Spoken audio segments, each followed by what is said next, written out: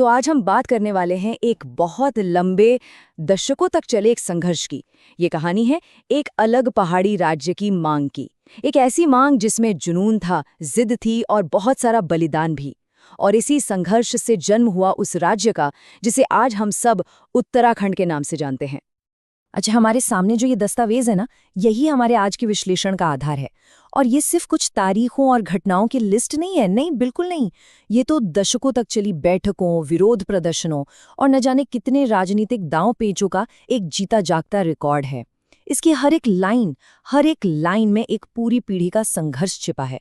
तो चलिए इस दस्तावेज के पन्ने पलटते हैं और उस लंबे सफर को समझने की कोशिश करते हैं। तो इस पूरे सफर को हम 4 हिस्सों में देखेंगे। सबसे पहले बात करेंगे कि पहले चिंगारी कहाँ से उठी। फिर देखेंगे कि कैसे ये छोटी छोटी मांगें एक बड़े संगठित आंदोलन में बदलीं।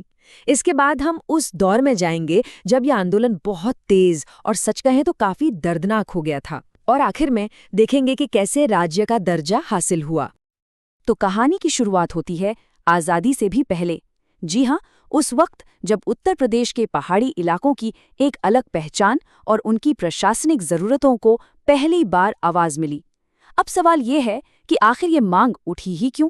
देखिए, बात सीधी सी थी। पहाड़ों का जो भूगोल है, वहाँ की संस्कृति, वहाँ की आर्थिक चुनौतियां, वो सब मैदानी इलाकों से एकदम अलग थीं। और लोगों को ये महसूस हो रहा था कि लखनऊ में बैठकर इन जरूरतों को समझना, इनको पूरा करना बहुत मुश्किल है। बस यहीं से एक विचार का जन्म हुआ। और ये सोचना भी कमाल है कि ये विचार कितना पुराना है।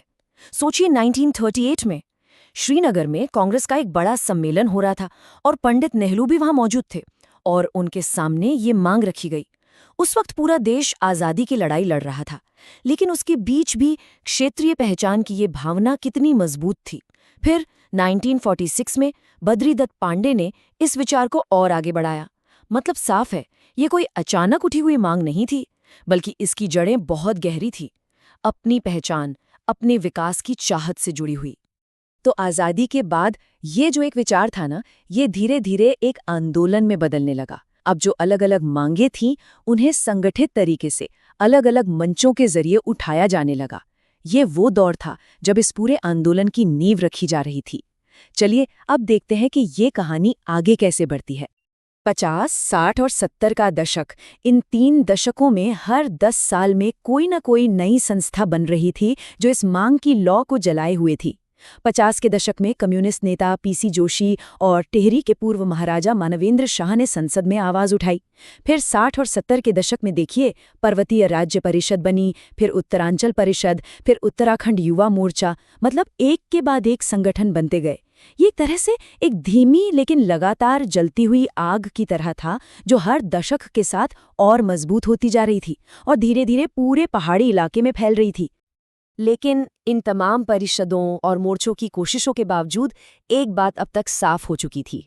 वो ये कि सामाजिक और सांस्कृतिक मंचों से मांग उठाना एक बात है, पर अगर असल में कोई बदलाव लाना है, राजनीतिक गलियारों में अपनी बात मनवानी है, तो उसके लिए एक फोकस्ड पॉलिटिकल पावर चाहिए।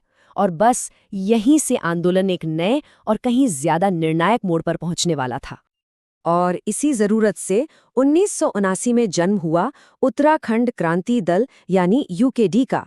यह एक ऐतिहासिक लम्हा था। सोचिए, पहली बार एक ऐसी पॉलिटिकल पार्टी बनी जिसका सिर्फ और सिर्फ एक ही मकसद था, उत्तराखंड राज्य का निर्माण। ये वो मोड़ था जब एक सामाजिक आंदोलन पूरी तरह से एक राजनीतिक आंदोलन में बदल रहा था, और इस एक कदम ने पूरे संघर्ष को एक नई दिशा, एक नई ऊर्जा दे दी। तो 80 के दशक में यूकेडी के बनने के बाद आंदोलन में जैसे एक नई जान आ गई। अब छात्र संगठन भी इस लड़ाई में कूद पड़े। 1984 में स्टूडेंट्स ने एक बड़ा मार्च निकाला। 1987 में यूकेडी ने सीधे भारत के राष्ट्रपति को एक मेमोरेंडम सौंपा। ये सब दिखा रहा था कि आंदोलन अब सिर्फ पहाड़ी इलाकों तक सीमित नहीं रहा, ये नेशनल लेवल पर अपनी मौजूदगी दर्ज करा रहा था। और हर नया संगठन इसकी जड़ों को और भी ज्यादा मजबूत कर रहा था। तो दशकों तक ये जो जमीन तैयार हुई, इसके बाद आंदोलन अपने सबसे अहम और अफसोस की बात है कि सबसे हिंसक दौर में पहुंचने वाला था। 80 के दशक के आखिर और 90 के दशक की शुरुआत में लोगों का सब्र अब जवाब दे रहा था और संघर्ष अब बहुत तेज होने वाला था।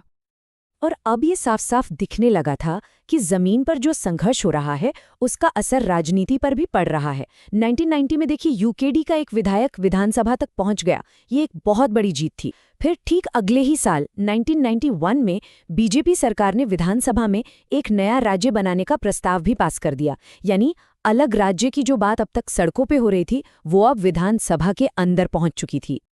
फिर आया जून 1994। ये एक बहुत ही महत्वपूर्ण मोड़ था। उस वक्त की उत्तर प्रदेश सरकार ने अलग राज्य बनाने की सिफारिश को मान लिया। अब सबको लगा कि बस मंजिल तो अब कुछ ही कदम दूर है। लेकिन देखिए विडंबना, इसी एक हाँ ने उस चिंगारी को भड़का दिया जो आगे चलकर एक बहुत बड़ी आग बनने वाली थी। क्यों? क्योंकि इसके साथ ही आरक्षण नीति जैसे कुछ बहुत पेचीदा मुद्दे भी जुड़ गए और हालात पहले से भी ज्यादा तनावपूर्ण हो गए।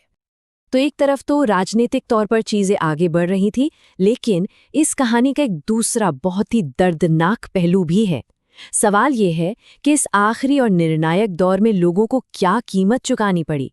चलिए अब उस दौर को समझते हैं जिसने इस आंदोलन पर एक ऐसी छाप छोड़ी जो कभी मिट नहीं सकती।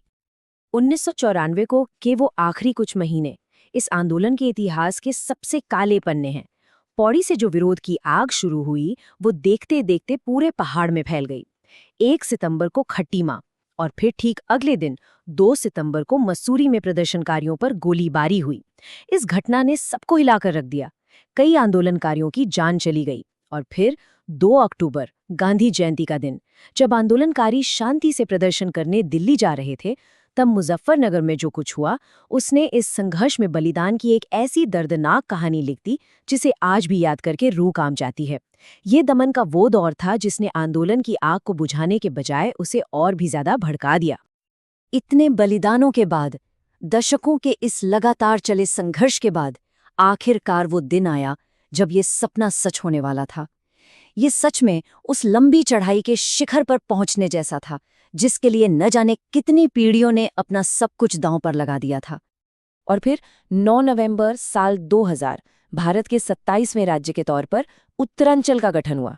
हाँ, नाम पहले उत्तरांचल रखा गया था, लेकिन इस पूरे आंदोलन की जो आत्मा थी वो हमेशा उत्तराखंड शब्द में बसी थी, क्योंकि यही इस इलाके की ऐतिहासिक और सांस्कृतिक पहचान थी।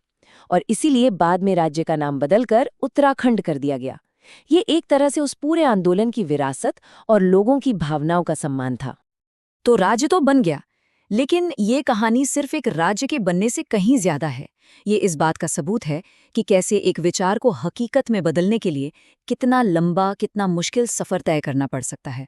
और ये हमें सोचने पर मजबूर करती है कि अपनी पहचान और अपने हक के लिए लोगों को कभी-कभी कितनी बड़ी कीमत चुकानी पड़ती है। दशकों तक चला ये संघर्ष, ये हिम्मत और बलिदान की एक ऐसी मिसाल है जिसे हमेशा याद रखा जाएगा।